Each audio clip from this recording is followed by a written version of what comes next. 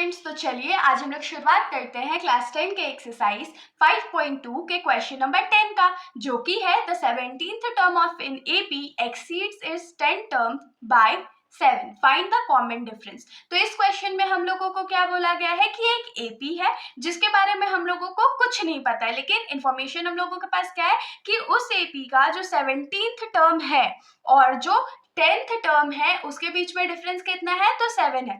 तो यहाँ पर बहुत बड़ा कंफ्यूजन क्या है, अरे क्वेश्चन में तो एक्सीड्स बोला गया है। तो देखिए ये बहुत सिंपल सा लॉजिक है, इसमें हम लोगों को बोल दिया गया है कि 17th टर्म जो है एपी का वो 10th टर्म से 7 बड़ा है, मतलब कि दोनों के बीच डिफरेंस ही है ना। क्योंकि अगर मैं आप लोगों को एक एग्जांपल दे दूं, जैसे मान लीजिए आपका कोई भाई है जो कि 20 ईयर्स का है, और अगर मैं बोल दूं कि आपका भाई जो है वो आपसे 5 साल बड़ा है, तो फिर आपका एज क्या हो जाएगा, तो 15 ईयर्स हो जाएगा ना। तो सेम वे में यहाँ पर भी ऐसे ही दिया हुआ है कि 17th टर्म जो है वो 10th टर्म से 7 टाइम्स बड़ा है, 7 टाइम्स नहीं 7 बड़ा है।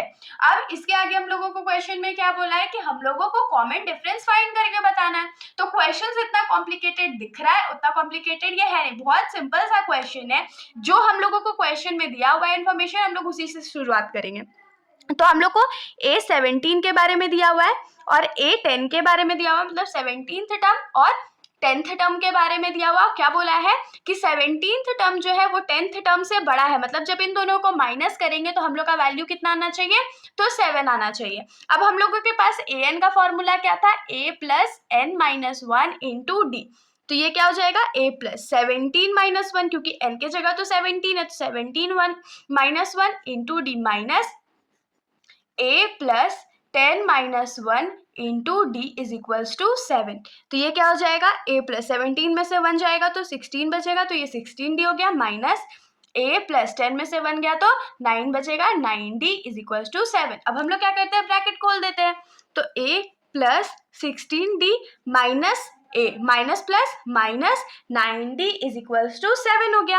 अब देखिए प्लस a और माइनस a कट गया ना, और फिर हम लोग के पास क्या बचा, तो 16d माइनस 9d बचा, तो 16 में 9 माइनस कीजिए, कितना बचेगा, तो 7d बचेगा। तो 7d इज इक्वल्स टू 7 और d इज इक्वल्स टू क्या हो जाएगा, 7/7। 7/7 क्यों, क्योंकि ये जो 7 है वो लेफ्ट साइड में मल्टीप्लाई में था, तो वो राइट साइड आके क्या हो जाएगा, डिवाइड ही हो जाएगा।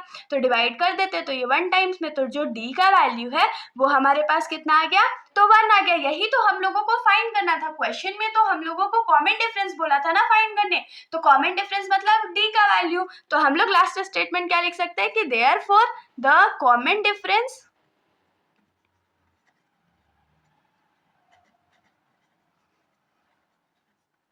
इज 1। ये हमारा आंसर हो गया। तो इसके साथ हमारा ये जो सॉल्यूशन है यहीं पर खत्म हो जाता है। अगर आप लोगों को कोई भी प्रकार का डाउट हो तो आप लोग बेशक कमेंट सेक्शन में पूछ सकते हो, वरना अगर आप लोगों को वीडियो अच्छी लगी तो वीडियो को लाइक कर दीजिएगा और मेरे चैनल को बिना सब्सक्राइब किए कहीं मत जाइएगा। Thank you.